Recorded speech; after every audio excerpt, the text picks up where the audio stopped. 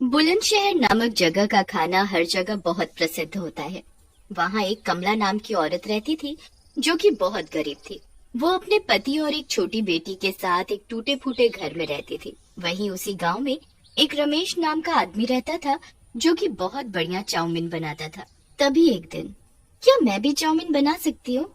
क्या तुमको चाउमीन बनानी आती है? आती तो नहीं, पर बनाना तो सीख सकती हूँ ना। भले मैं लोगों को ना भेजूं, पर कम से कम घर पर बनाकर अपनी बेटी का मन तो भर ही सकती हूँ ना। फिर वो रात को चाउमीन बनाती है। माँ, चाउमीन तो बहुत अच्छी बनी है। जैसी मैं बाहर से लेकर आती हूँ वैसी ही चाउमीन बनाई है आपने। पति के समझाने पर कमला राजी हो जाती है। अगले दिन अपने घर के बाहर ही कमला भी अपना स्टॉल लगा लेती है। कुछ ही दिनों में कमला का कारोबार बहुत अच्छा हो जाता है और साथ ही एक रेस्टोरेंट खोलती है जिसमें वो चाउमीन बनाती है। ये सब देख रमेश को बहुत गुस्सा आता है और वो अपने बेटे को भेजता है। रमेश का बेटा ये सब पता करके आता है और रमेश को बताता है कि कमला नाम की एक औरत है जिसका बहुत बड़ा बिजनेस चालू हो गया है। रमेश को ये सब सुनकर बहुत गुस्सा आता है। फिर रमेश कमला के खिलाफ चालें चलनी शुरू करता है।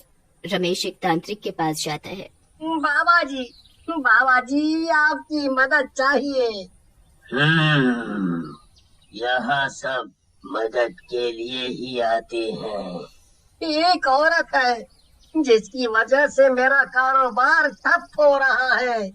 मैं चाहता हूँ सांप भी मर जाए और लाठी भी न टूटे। जाओ बच्चा, कल तक हो जाएगा, पर सोने की मुद्राएं भेंट में देनी होंगी। रमेश तांत्रिक की बात मान लेता है और तांत्रिक वहीं बैठे बैठे कुछ मंत्र आहुति देता है और इधर कमला और उसका परिवार मौत के घाट उतर जाता है। रमेश उन सब की लाश कमला के रेस्टोरेंट के पीछे दबा देता है जिससे किसी को भी शक न हो और कमला का बिजनेस हड़प लेता है। अगले ही दिन से रमेश कमला के बिजनेस को चलाना शुरू कर देता है जिससे उसकी कुछ दिन काफी अच्छी बिक्री होती है।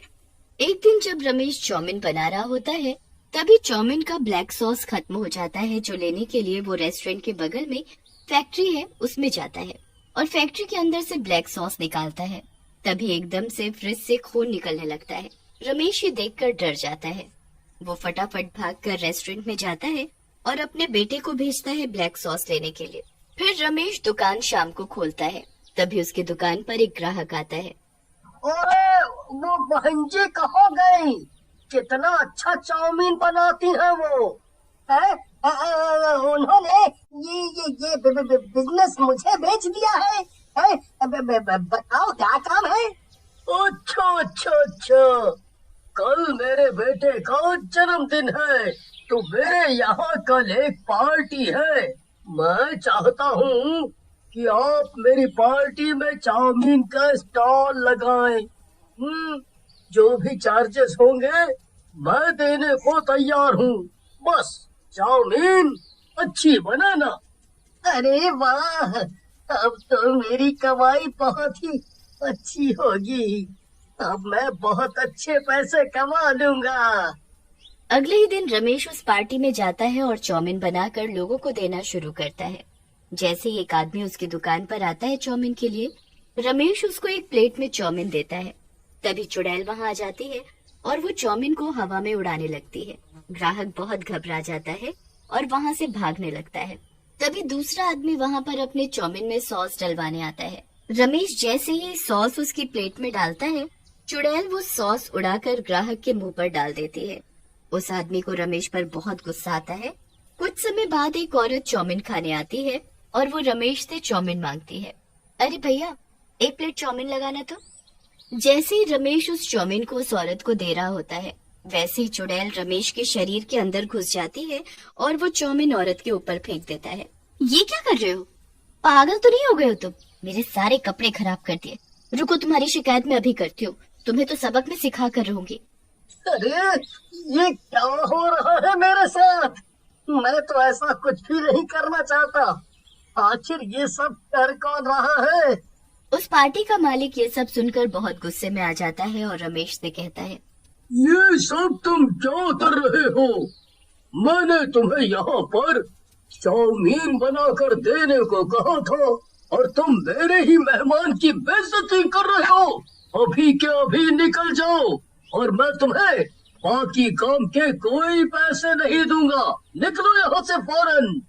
रमेश कुछ नहीं बोल पाता और निराश होकर वहाँ से चला जाता है। अगले दिन जब रमेश दुकान में चाउमीन बना रहा होता है, वहाँ पर एक परिवार चाउमीन खाने के लिए आता है। भैया 4 प्लेट चाउमीन लगाना तो हाँ, ज्यादा तीखा मत करना और चाउमीन एकदम मखनी होनी चाहिए।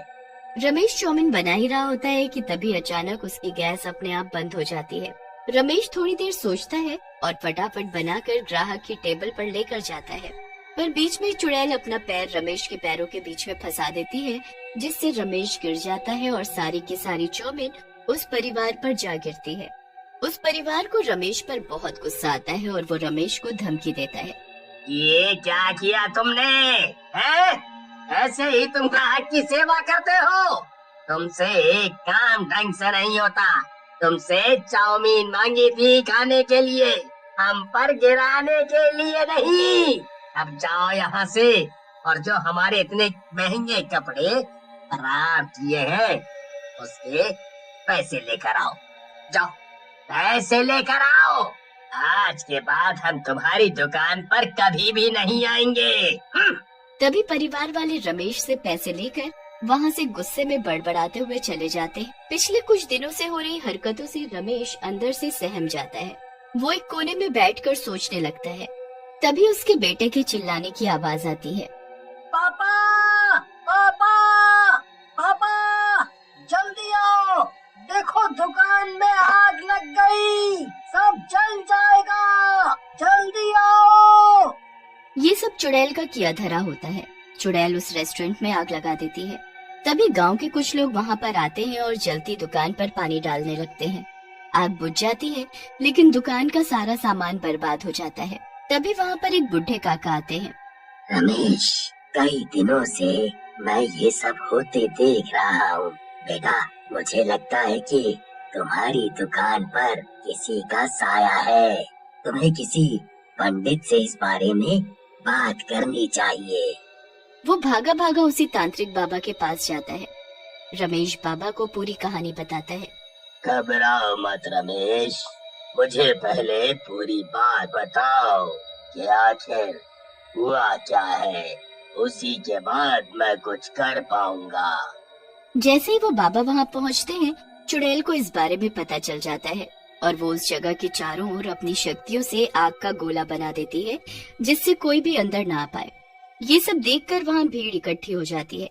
चुड़ैल अंदर से जोर जोर से चिल्ला रही होती है। जो भी रेखा को पार करके आएगा, मैं उसे जिंदा नहीं छोड़ूंगी।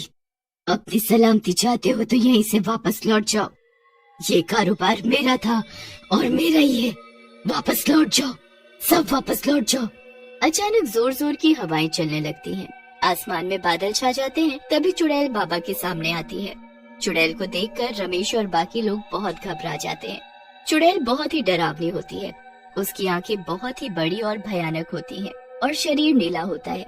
चुड़ैल रमेश को गुस्से में घूरती है और चिल्लाते हुए कहती है, ये मेरा सबसे बड़ा दुश्मन है, मैं इसको नहीं छोड़ूंगी। जब तक मैं इसको मार नहीं दूंगी, मेरी आत्मा को शांति नहीं मिलेगी। इसका मरना तो तय है, इसे कोई नहीं बचा सकता। चुड़ैल कुछ नहीं बोलती है, बस गुस्से में घूरती रहती है।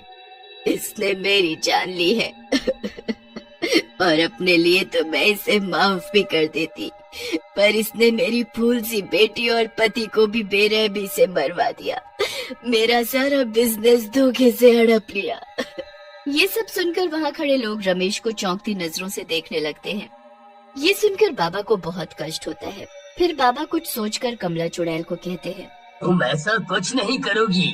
तुम्हारे साथ जो हुआ मुझे उसका दुख है, पर मैं तुम्हें और तुम्हारे परिवार को अपनी शक्ति से इच्छा रूपी होने का वरदान देता हूँ।